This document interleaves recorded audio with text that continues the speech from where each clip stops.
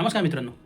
मागच्या माझ्या व्हिडिओमध्ये मला असा प्रश्न विचारण्यात आला होता, की जर एवढा मोठा हेल्थ इन्शुरन्स जर घेतला, तर मग त्याचा हफ्ता कसा भरायचा? त्यासाठी काहीतरी सांगा.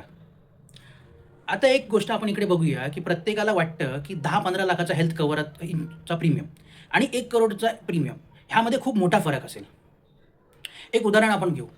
मानून चालू की एक फॅमिली आहे, ज्यामध्ये नवरा ज्याचं वय 38, बायको जिचं वय 37, त्यांची 2 मुलं 12 आणि 8 वयाची.